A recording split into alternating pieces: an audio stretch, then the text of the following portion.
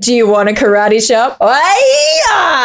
This week on the Eldritch Lorecast. I like Lorecats as a name for the Watchers. My mother's watching this show. Dael is sweared. We've got demonology talk. Ben is doing whatever Ben does. Sorry, Mom. Dael Kingsmill, a less heartbreaking story, hopefully. I got to play the new MCDM role-playing game. All ready to talk about it now that you've already talked about it. How terrible did you find the negotiation system? This has to stop. This Tabletop News has launched, and I don't think we could burn it down if we wanted to. I got to play Candela Obscura for the first time the other day. The Adventure Atlas, Mortuary. All that and more right now, baby! Hello, everybody, and welcome to this week's episode of the Eldritch Lorecast, the #1 tabletop RPG and apparently Jack Black podcast. My first year at PAX Oz was the anniversary of School of Rock, and I had never seen it. So I checked it on because everyone was talking about it, and I spent the whole movie being like, this is a terrible movie. This is a really bad movie.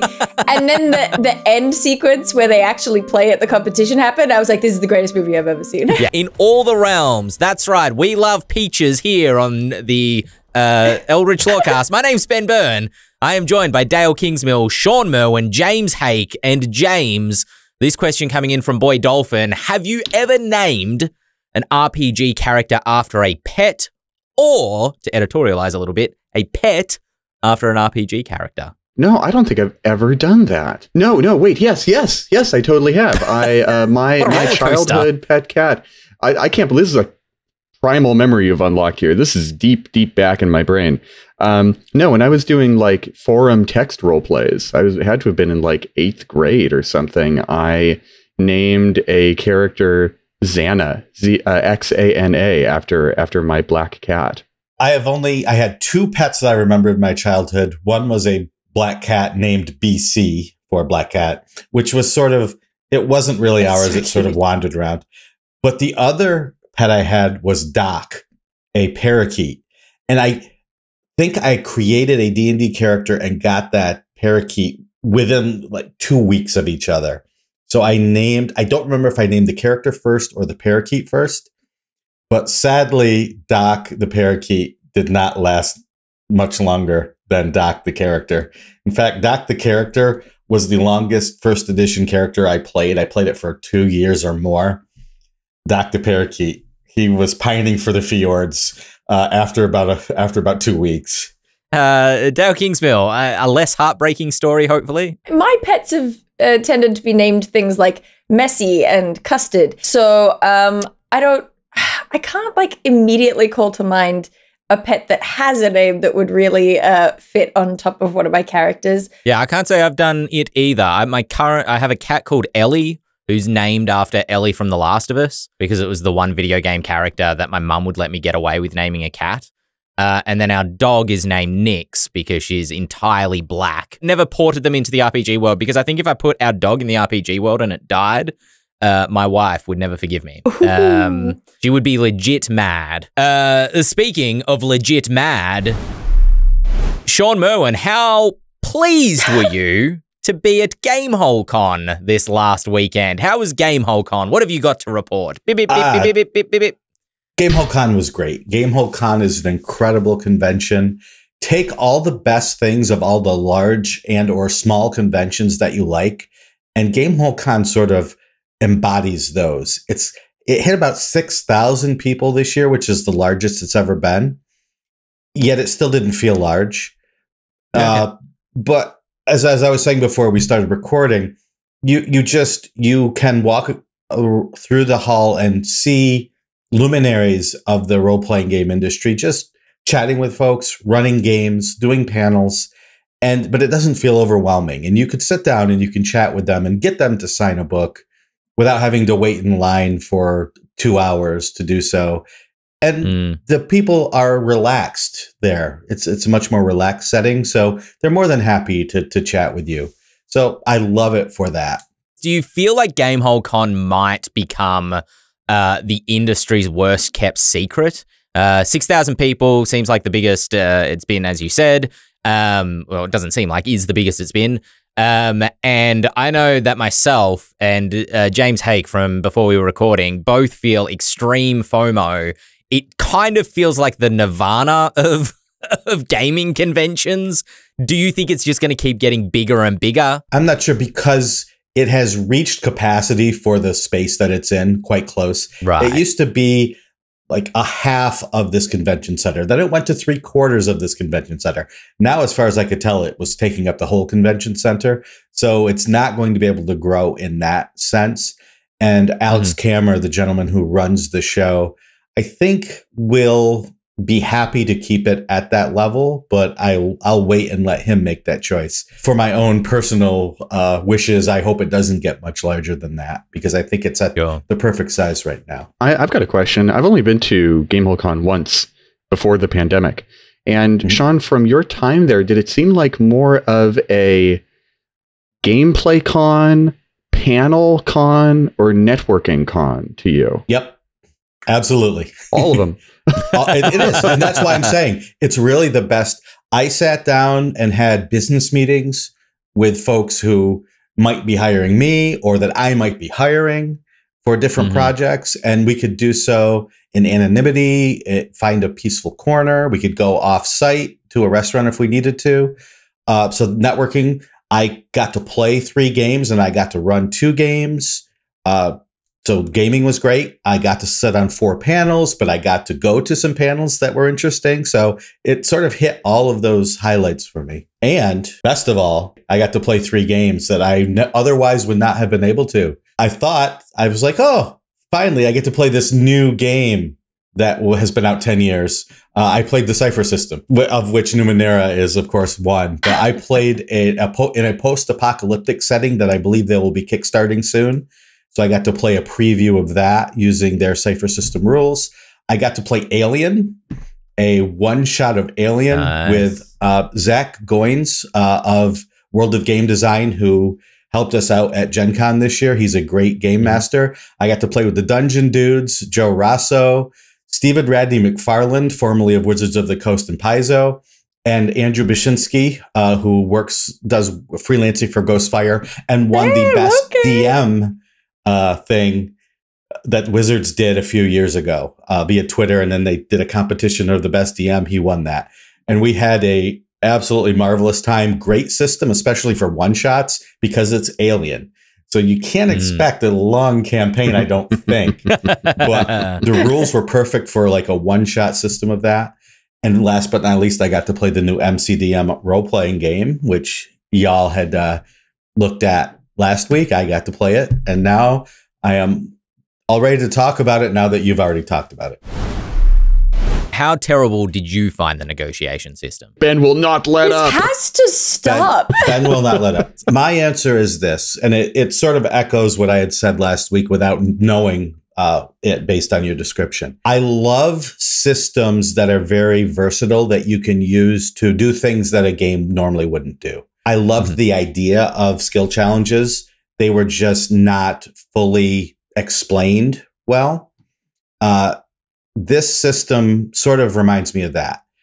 I think it needs to be more malleable, more useful in different situations, because the more specific you try to make the system, the harder it is to fit in places where it could work.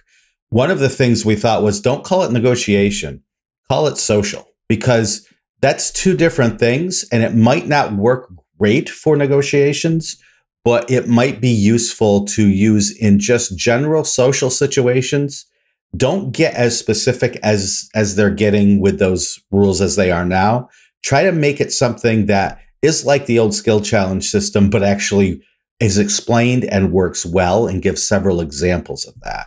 So I didn't hate it, but I didn't find it useful, and I didn't think it necessarily even fit into the system, into the situation that the adventure wanted it to be used in, if that makes sense. I think it's an interesting thing that you bring up as well, the idea of it being too specific, because I do think that the specificity of it lends itself to that sort of mini game feel that they're trying to avoid by the sounds of things. I think it does make it feel more like instead of here we are in the middle of a conversation and it happens to fit this pattern of, game mechanics. It does feel a little bit more like you're driving along in a car and you stop and you get out and you engage the negotiation system instead. And I do wonder if you're right, like maybe making it less specific would make it feel a little bit less like you are stopping one thing and starting another thing. What I want, and of course what I want has no bearing on what MCDM wants to create. But what I want is a system that a game master can look at and build an encounter around and even use it mechanically, but not have it be so sterile and exacting. It feels worth pointing out really explicitly, just because the last time we talked about this, I thought that we were clear on it, but some of the comments made me think that maybe we weren't clear enough. This is just like the early playtest version of the negotiation system. This isn't the final version of what the negotiation system is going to look like, or even if it's going to be included. This is just a current playtest thing that we are talking on. And I don't want people to mistake that and go, oh, well, then that sounds bad, so I won't play it, because it's not going to look like that. Of course. No, I think by the time we played it, it was less than 24 hours off of James's typewriter or something like that. Like, it was fresh. I feel like people will often, like in the comments of YouTube or whatever, will often take what you say and drive it towards the most extreme version of what you said. Probably, I will mea culpa in terms of the hyperbolic way that I've approached discussing this. But even in our last episode last week, where we talked about social encounters more generally, answering a question about why we don't like as much crunch in social encounters versus combat encounters, somebody commented and was like, so you're telling me that you don't like any crunch whatsoever, no rules, just complete open role play. And I had to think, I was like, is that what we said? I don't think we said we don't want any rules in our social interactions. I'm pretty sure we specified that a check, multiple checks even can help, facilitate role play, particularly for players who don't feel like they can, speak as well as their characters. And just very quickly, because I want to ask you, Shawn, what you thought of the rest of the system as well. But the last D&D session I ran, the very end of the session had two players go and meet with a businessman who is the head of the Augustan Trading Company, who was very cut and dry and very like, you're wasting my time. Please get out of my face. What do you want? How can I help you? How can I help you as quick as possible and get you out of my office, was basically this dude's approach. The players got flustered. I kind of got flustered, even though I was trying to act like I wasn't flustered. And the social encounter ended really prematurely, with neither side getting what they wanted out of it, because we just basically did it on straight roleplay. And after the fact, I was in the car driving home going, I could have used patience. I should have set a goal at the start of the social encounter, so that the players knew what they were trying to get out of that encounter rather than just going off the cuff. So I definitely think some mechanics are helpful. It just wasn't there yet for me. Shawn, what do you think of the rest of the system? I enjoyed the rest of the system. I don't know if it's something that I would want to do for a full campaign. I would have to play test it a lot more and think about it a lot more before I made that decision. I played the Elementalist, which was the wizard. I don't like spellcasters in general in D&D type games, but it just, as we passed the characters around, that's the one that ended up in my hand. So that's the one I played. Yeah. And I could get behind it for a bit, but when you were talking last week about you each played characters that had that special resource that kind of built up as you went, the Reaver got the Fury, and the was it the Shadow who got the Doom? And as an encounter played out, they seemed to be building up towards a crescendo of power and glory and cool stuff. The Elementalist seemed like it was the opposite. The Elementalist had concentration, and you could spend you started with 6 concentration, and you could spend that to shorten the casting time of your spells. And so while everyone else seemed to be doing cool things and gaining something, I felt like I was offsetting penalties while not doing anything that was any cooler than what anyone else was doing. Because 4E, which I really feel like this game is an homage to, everyone's a wizard, right? Everyone does damage and everyone does a cool thing. And I felt like the wizard wasn't any more powerful than any of the other characters as I spent this resource to offset penalties rather than using the resource or saving the resource to do something cool later. I want to bring up a little game design anecdote from the world of video games, which, given Matt Colville starts as a video game designer, feels apropos. It's from the early 2000s, 2002, 2003, when Blizzard was designing World of Warcraft. In its earliest phases, they had an XP accelerant mechanic in the current game that is rested, if you've ever played WoW, right? As you're logged off, especially if you're logged off within a safe zone like a town or an inn, you gain rest, which is essentially a double XP modifier up to a certain amount of XP. Then you're clear, you're back to normal XP. In the beta, it was the opposite, where you started rested, and as you played, you essentially wore out your restedness and went to exhausted or something similar. Weary, some other name. And playtesters absolutely hated it. But nothing about the mechanic changed in order to fix the playtesting problem. They just swapped exhausted and rested for rested and normal, basically. I'm explaining that story worse than the actual developers of the game because, but it feels to me like that's the sort of thing that always comes to my mind when we talk about a system that could work, but is framed poorly. And the more I talk about this seems like a system that is framed well, but doesn't work. It's like the inverse of that problem, where if you had concentration be something you built up to in the way that all the other classes worked, the flavor would fit to what, or the mechanics would fit to the flavor that you're trying to talk about, rather than feeling mismatched in this way. If you had full concentration as a wizard, maybe your basic spells did more. But then if you had to use your concentration to do something bigger that you needed to do because of the combat, then if you had to switch back to your more basic spells, they did less because you had spent the concentration. So that I'm not trying to tell MCDM how to design the game, because I know the people there are better game designers than I am.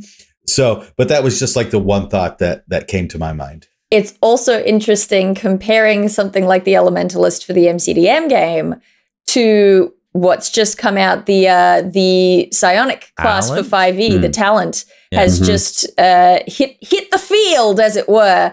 And reading up on that this morning, looking at the way that they've used strain as kind of an inverse resource, right? Instead of gaining concentration that you spend to make you better, you are trying to balance over time, gaining an anti-resource, gaining this, penalty thing that you have to kind of keep in mind as you're going through.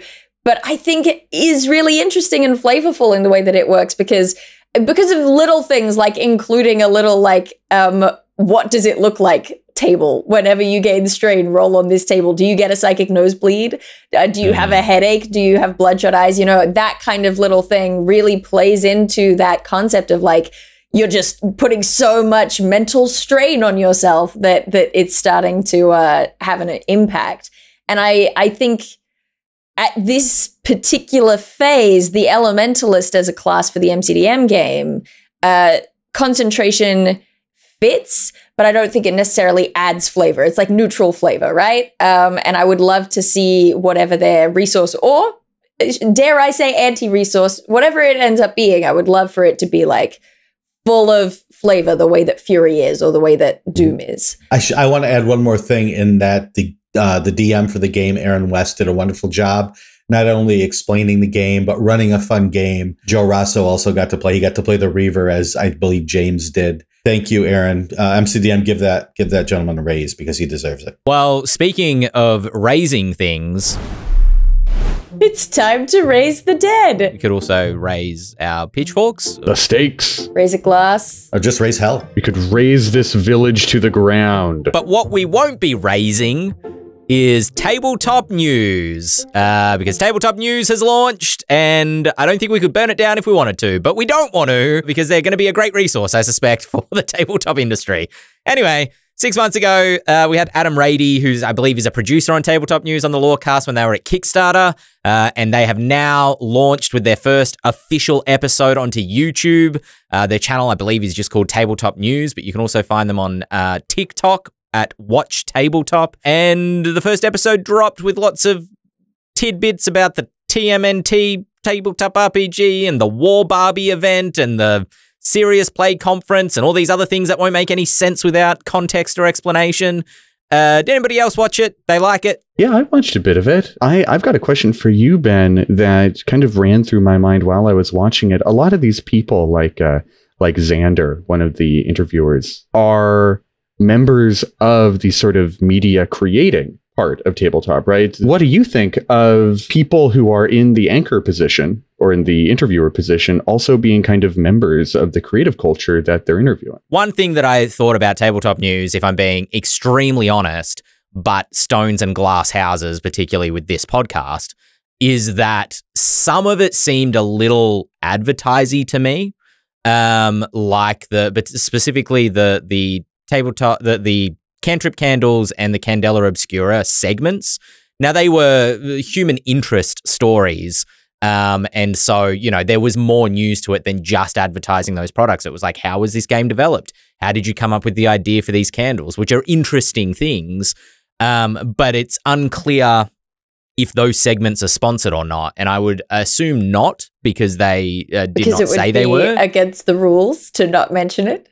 Yeah, totally. And they also do have sponsorship that they call out. And, you know, news is hard to gather for this podcast as well, because news in the tabletop industry very frequently is there's a new product releasing. Yeah, exactly. And so, you know, whenever I try to add something to this podcast, generally I try to add it if it has wider industry implications, or it's very interesting to people specifically for whatever reason. You know, MCDM is creating a new RPG that is poised to potentially be despite the size of the company, just on reputation alone, a competitor to 5th edition or Pathfinder or Daggerheart, you know. But I'm not reporting on every time the One Ring, you know, does a product release, or even Pathfinder does a product release, or these other games, because we don't endeavor to be an extension of the marketing arm of all these other companies. You know, we're already an extension of the marketing arm of Ghostfire, in all honesty. Right. We're following a story in these situations. Exactly. I don't want to criticize Tabletop News. I think what they're doing is fantastic. You know, I don't want to come across like I'm A, hypocrite, or B, criticizing them for doing great work. But it is interesting, and I hope that enough people have media literacy. I was a media teacher at high school, so to toot my own horn for a second, my media literacy I would like to think is relatively high to be able to see through when somebody's trying to convince me of something while it's being reported as news. I'm not saying Tabletop were doing that at all. I want to reiterate again, I think it's a great show. It's really cool. But just, you know, noting that, yeah, maybe there is a slight conflict of interest here, just in terms of like who gets airtime on Tabletop. And to be fair, they give a smattering to Games Workshop and trading cards. And, you know, they really don't seem to be drilling down on anything too specific at all. They seem to be trying to cover anything and everything, which is great, you know.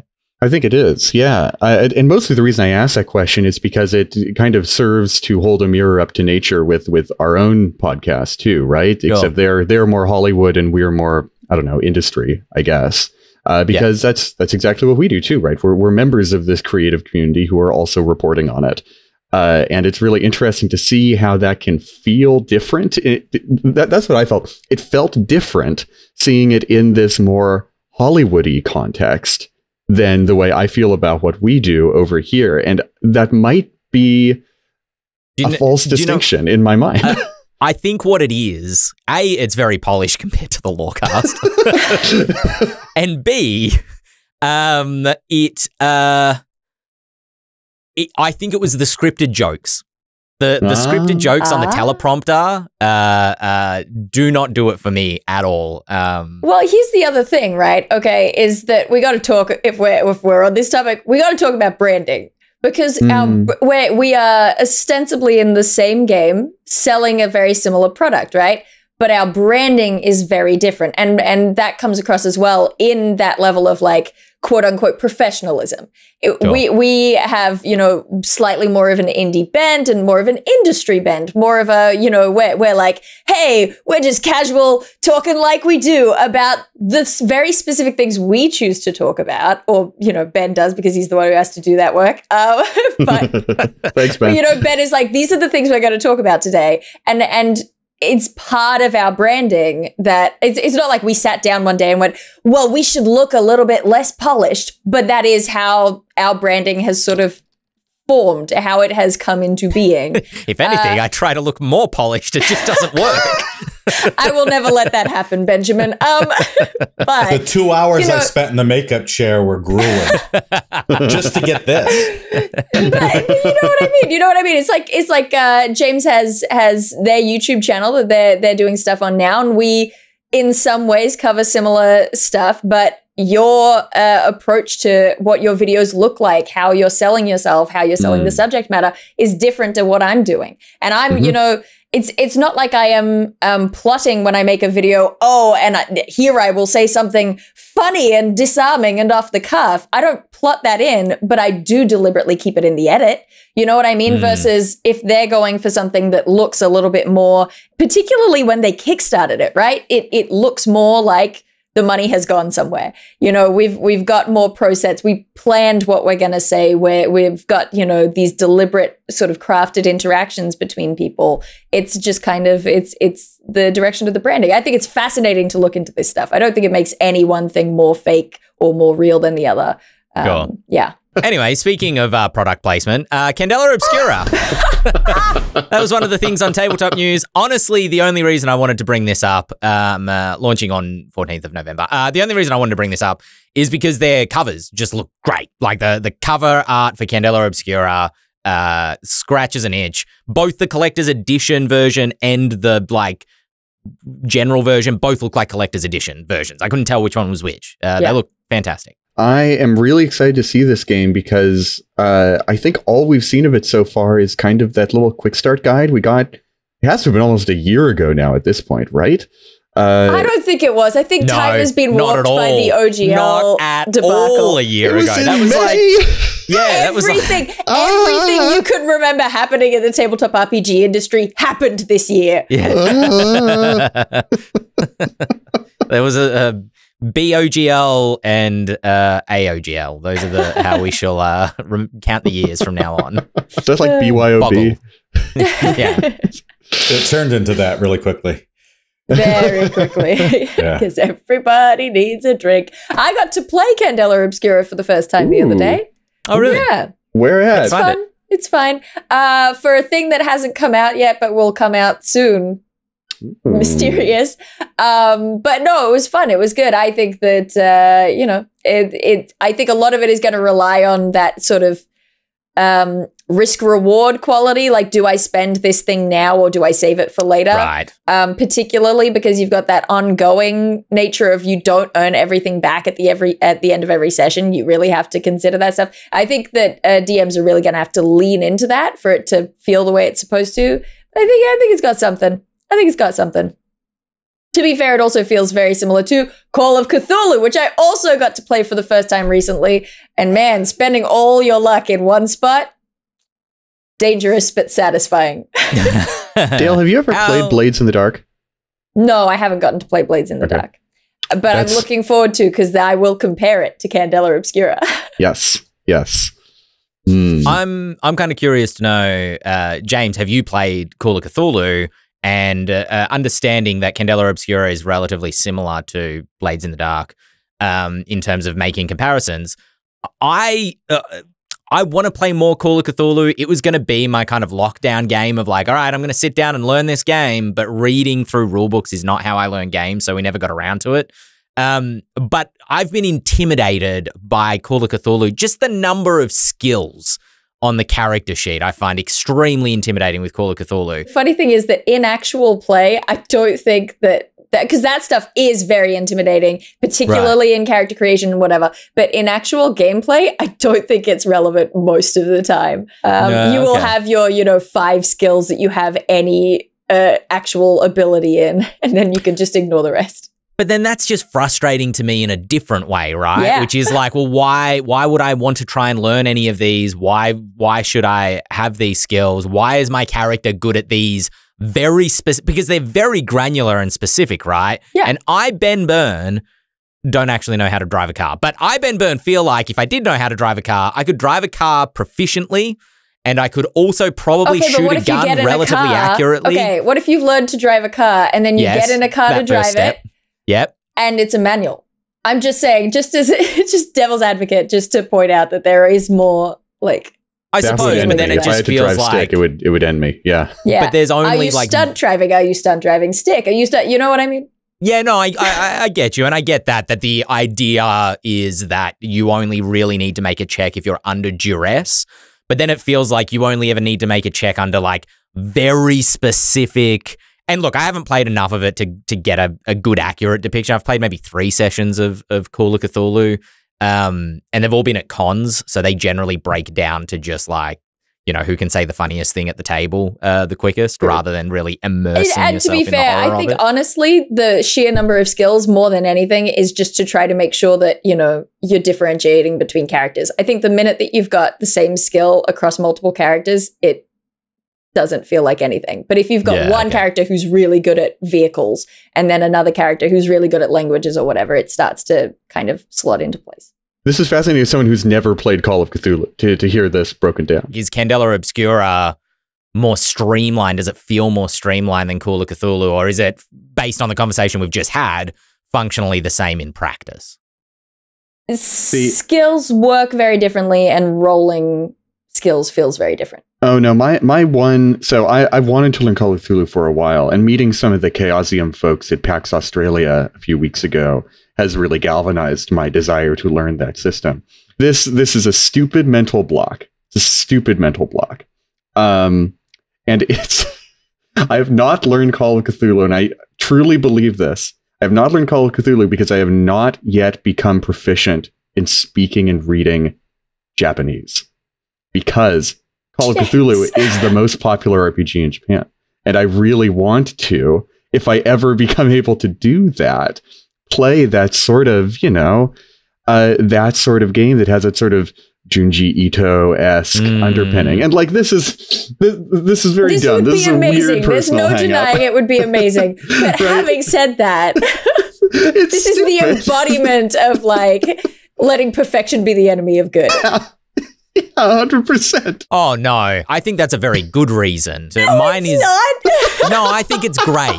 Mine's even more pathetic, which is just like I started trying to prep a Call of Cthulhu session, and then I was like, I've never played this game. Of course, I can't prep this from scratch. I can't just homebrew this. Like I'm back at like square one again in terms of learning to prep sessions. So I grabbed what I thought would be a Lost Mines of Phandelver-esque starter Call of Cthulhu adventure. And then was just like, this doesn't inspire me. I'm just not particularly interested in like doing this like back to basics style thing again, which felt to me particularly, I have the word pathetic in my head, but I don't want to use that word, but just like lazy, the epitome of laziness, of not wanting to go back to being the student in terms of learning a new system. Have you tried the starter set that they put out recently? Is that what you were looking at, or you were looking at the full game? Have you tried shifting it into Drive first?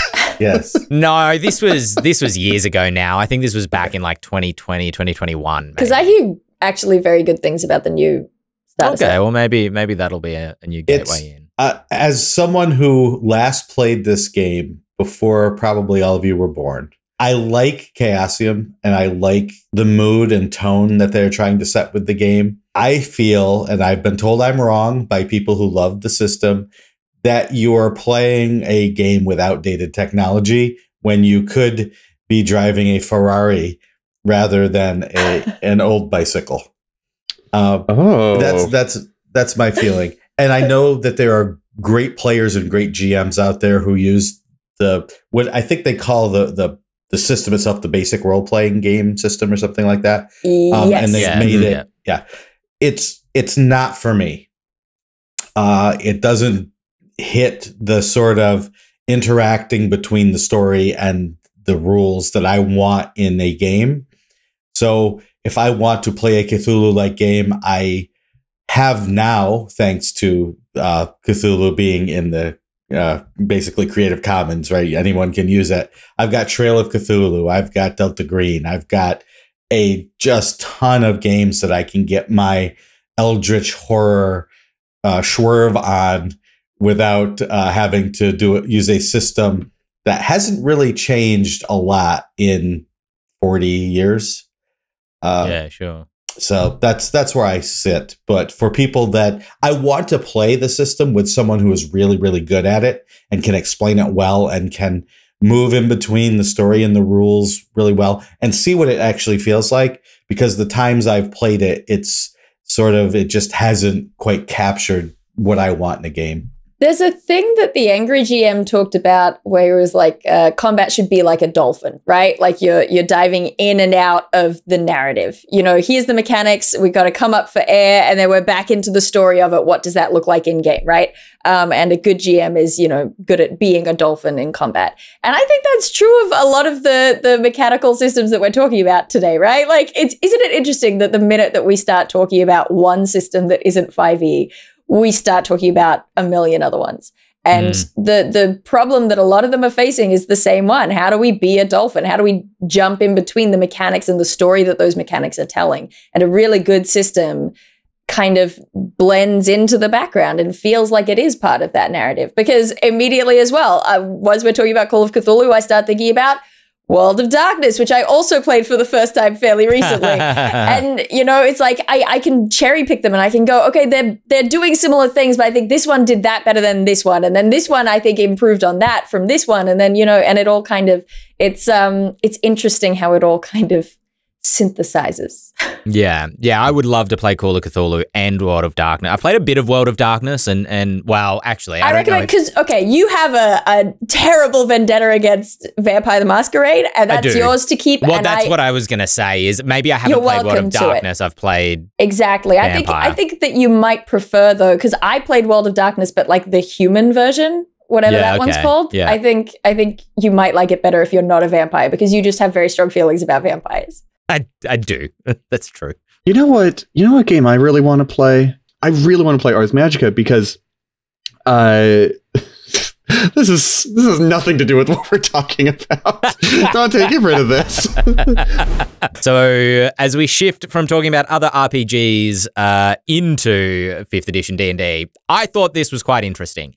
And I want to highlight why I think this was worth talking about outside of just being an extension of Wizards' marketing arm, based on the conversation we had earlier, which is that they have released, alongside Planescape, which is now publicly available, you can go get a copy of Planescape, out now, the Adventure Atlas, Mortuary. So Adventure Atlas sounds like the name of a new product type alongside Monster Compendium, I think they were calling the other ones, or Monstrous Compendium. It is a $10 splat book, for want of a better word, that's now available on D&D Beyond. It's very similar to the Monster Compendiums that they were releasing. It's not a PDF as far as I'm aware. I haven't purchased this one to know, like I purchased the Fey one more recently, so I don't have insider knowledge.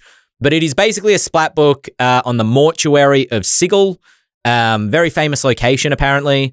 Includes 3 new monsters, 5 new maps for their maps VTT, 4 encounters for levels 3 up to 11. I assume that will be played on their maps VTT on D&D Beyond. Detailed lore, and what this feels like to me, as someone who grew up in the video game industry, paying more attention to the video game industry, is Day 1 DLC. Is this D&D Beyond's version of Day 1 DLC for Planescape? Ooh. The answer to that question depends on who designed this adventure, who designed this material. Because if it was the core team designing the Planescape book, I would agree, Day 1 DLC. If not, it strikes me more as sort of like what Beetle and Grimm's does, which always includes some original adventure material as well. But it's sort of outside of the scope of the original book, and the main team doesn't really touch it except for perhaps an overview pass. Well, do I have some news for you, James? Can we get the credits? Yes, I do. It was Justice Armand, who is also the designer of the book. But we got a chance to talk to Justice. He's the one doing all those interviews with Todd. Guess what? Well, Justice was at Gamehole Con. That's called the callback, folks. Okay. Justice was at Gamehole Con, and we actually, Teos and I, on the second most popular podcast in all the realms, talked to him to say, hey, this just came out. What's this about? And, he said, this is something we're trying. This is stuff that we don't necessarily couldn't fit into the book for various reasons. So we're going to try this and we'll see how it goes. If people enjoy it, if people buy it, if it's something that people use, then we'll keep doing it. And if it doesn't sell well, if people stick up their nose at it and say, why isn't this in the book? Then we won't. I'm a little bit less cynical about this than I would be for like day one DLC, because this sort of thing happens all the time when doing Wizards Adventures. There's a lot of stuff from Dragon Heist that I would have loved to get this kind of treatment, but simply because of, page limits and publishing and other realities of the industry simply could not be put into an actual physical book. Shawn left. Imagine if he just left. Hey! Shiny! Quick shout out for Adam, to Adam Carnivale for crashing into our stream. Welcome everybody from across there. I hear he did the worm. Apparently so. I would have liked to have seen that, but I guess he reserves the worm for his own streams. Shawn, have you read Planescape? Because that was going to be the next news item. Has anybody been able to crack it open? I was going to say, think about the Atlas. All right, everybody rewind. Wow. Dael, so what do you think about the Atlas? Well, the thing that I'm interested in is the name, right? Because I very deliberately didn't look it up because I read Adventure Atlas Mortuary, and my literal response was, I apologize, Dante. What the heck is that? So I didn't look it up because I wanted to find out what it was. Because when I hear that, I'm like, first of all, Adventure Atlas, I think that there is this bizarre habit of ignoring how many D&D players and DMs are super into geography. Imagine like a book like here's just all the maps of the world and we'll point out which adventures happen in which location so you can kind of see it, right? Like that's the thing that comes to mind. I have books of like mythological atlases that's just a map of the world on every page, but it shows you like where mythological locations were and things like that. Sure. That sort of a product. And then the idea of Mortuary being attached to that, I was like, what could that mean? The idea of a pack of maps that are all about, graveyards or mausoleums or all these kind of undead styled maps that fit in my brain with the idea of this new sort of D&D Beyond digital sort of map thing, plus the coming official D&D virtual tabletop. And I'm a little bit surprised that it only has 5 maps in it. That's all I'm saying. 5 seems like a very small number of maps for a book with Atlas in the name. I feel like Adventuring Atlas is definitely like they were trying to figure out how to get like maps into the name of the product. I want a minimum of 20 maps. Yeah, I feel like Adventuring Atlas is maybe meant to suggest a specific place in their adventuring cosmology as opposed to like a general adventure theme. I wouldn't be surprised if we got like Adventuring Atlas Waterdeep, probably more specific than that, like a specific place in Waterdeep. But if I got something that was called Adventuring Atlas Waterdeep, I would expect more than 5 maps of Waterdeep to be All right, we'll run it up the poll and... Justice, more maps. Shawn, Planescape, how are you finding it? I am finding it quite intriguing. I am working on an adventure that will be an epic, one that multiple tables can play at the same time, that will be running at PAX Unplugged in the Baldman Games D&D area. It should also be playing at Winter Fantasy. Shawn, we need to have a talk after the show. Okay. And it may also be playing online at some of their monthly online game days. And so I had to get an advanced version of it so I could look at the books. So far, I'm really enjoying it. I am not the hugest Planescape fan, but I like the stories that you could tell there. So I am digging in with my co-author, Eric Mengi, as well as some other people on the team to to bring this to life in terms of a multiple table event. It's got the adventure in it. It's got the gazetteer in it, and it has the monster book in it. And I love the 3-book set. I have to admit, I think it's great when I can keep the monsters for myself and hand the players data off to them so they can play, and then I can keep the adventure over here. And I'm overall so far pleased with it. And we are doing a deep dive into it on that other show that I mentioned earlier. Well, go over to Mastering Dungeons to hear a deep dive on it. Only because, unless Dael or James have thoughts. Thank you for checking. I like Planescape a lot. It is shockingly focused on the Outlands. I really did not expect that. I expected a lot of focus on Sigil. But this is the first Planescape thing that has ever really made me look at the Outlands. And I actually really like it. I really like the map. I really like how it's kind of a planar nexus. I want to run a sort of player-directed adventure in that open sandbox because that map is so good. That map is like the crux of what I like about that Planescape book, because every time I look at that map, I'm like, ooh, that looks cool. I wonder what the book says about it. I'm like, oh, wow, that is really cool. And then I go back.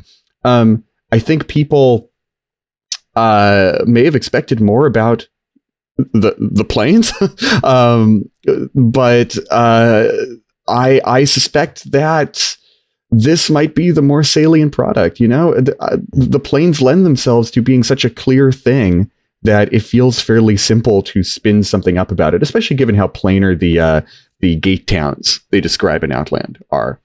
And if you want the planes, DM's Guild has the manual of the planes from first edition and all the Planescape books up there. And I think those are perfectly good.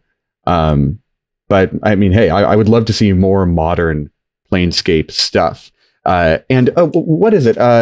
Some of those interviews with Todd Kenrick, I don't remember if it's Chris Perkins or Jeremy or whoever, but they basically say that the 2024 Player's Handbook or Dungeon Master's Guide was pretty planar before. It's getting very planar in the update. Yeah. So I think that if we're feeling a little bit light on the planes and Planescape, a little heavy on the scape, a little light on the planes, I think 2024 will kind of answer that call. It's so interesting to me that you had such a meh reaction to Spelljammer, but are so hyped for Planescape. Not because I understand that they're different things, but it's just like synesthetically speaking, they're such similar colors. So I don't know, it surprises me. They're too similar, and Planescape is more philosophically interesting. Planescape is for like philosophy major goths, while Spelljammer is vampire clowns in space. Right? Like beautiful. Beautiful. Sigil versus Sigil. We have been hearing the Wizards of the Coast folks say Sigil. Well, in the past, I've always heard Sigil. So guess who we found at Gamehole Con?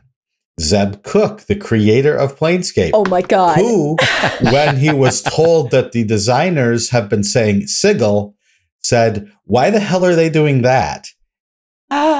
So I believe I'm going to go back to calling it Sigil.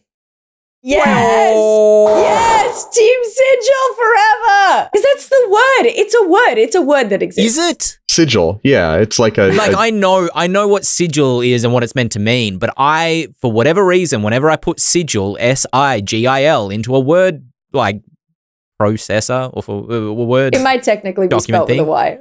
It always underlines and says it's. I always get red line. I wonder if this is an American spelling, UK spelling thing. No, it's from Latin sigillum, S-I-G-I-L-L-U-M. Don't make James pull out his Latin. Don't make him.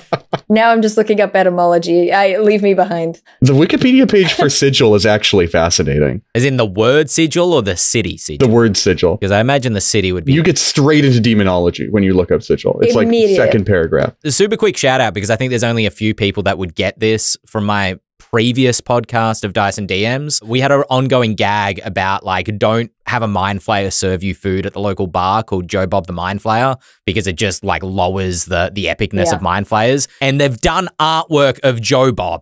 Joe Bob, as far as I'm concerned, is now canon. There's an artwork from Planescape where there's a mind flayer like salting some kebabs or something. And I'm like, there, Joe Bob's canon now, as far as I'm concerned. Look at this. A particularly well-known list is in the Lesser Key of Solomon, in which the sigils of the 72 princes of the hierarchy of hell are given for the magician's use. Most of D&D's archdevils are from that list, too. Yeah. The Wikipedia page for sigil goes hard. Speaking of going hard, actually, you know what? Reword. Speaking of other things. My mother's watching this show. Dael is sweared. We've got demonology talk. Ben is doing whatever Ben does. Sorry, Mom. A quick bit of news. The Paizo following in Wizards' wake once again by raising their prices. Wizards did a hardcover price rise, I believe, back in May. Off the top of my head, and Paizo are now increasing the price on all of their products as well. The price rise seems to be relatively minor from my perspective. You know, $3 here, $5 there on different products. Obviously, that might begin to add up for folks if you're a hardcore kind of Pathfinder fan. And they've also created a new kind of structure for how they price their books based on page count, which is going to lead to some general price rises on some of their books. Concurrent to this, they've talked about, this is all on a blog post on Paizo's website if you want to go get more details than what I'm blasting through here.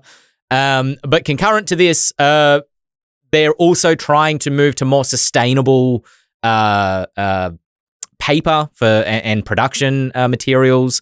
They said that it's cost prohibitive to go 100% recycled, but they are trying to get a percentage of their work recycled. And I mentioned these two concurrently because from what I could see, the Paizo Union commented saying, we comment on the, we think it's great that Paizo is moving towards more sustainable materials. We have no comment on the price rise of their books. Which I just thought was interesting because part of the thing that Paizo kind of noted as to the price rise, which I think is reasonable, is, you know, economic factors such as inflation and the fluctuating cost of materials, shipping, labor, et cetera, et cetera. So take that for what it is worth. Yeah. Do we want to, this is a genuine question to the other hosts, do we want to talk about the Deck of Many Things sneak peek this week, or do we want to knock it on to next week? How are we feeling? Is that a knock it on to next week hand sign? I haven't watched the thing. All right, cool. All right, well, very super quickly. Here's the thing. We can't talk about Deck of Many Things while Planescape is still so fresh in our minds, which is what I've been thinking about them publishing Deck of Many Things right now. Sure. Well, look, I'll just say I thought that I would have zero interest in this product, and I have a lot of interest in this product. I think it seems very cool. So come join us next week on the Eldritch Lorecast to get all our thoughts on the dark fantasy version of the Deck of Many Things, because that seems possible with the way that they're kind of positioning this product. And you can join us, you can do that at 7 p.m. Eastern Standard Time on Monday, 4 p.m. Pacific Standard Time on Monday, or if you're in Australia, it's 10 a.m. Tuesday, Australian Eastern Daylight Time. Or you can find us on YouTube, or you can also find us on any good podcast platforms such as Spotify, iTunes, anywhere where the #1 podcast is found. That's where we are, because that's us. Stars, thumbs up. This is what we were talking about before. We are not polished at all. So we're just going to get out of here. Thanks for hanging out, chat. I've been Ben Byrne here with Dael Kingsmill, Shawn Merwin, James Hake, and we will be back next week for another episode of the Eldritch Lorecast.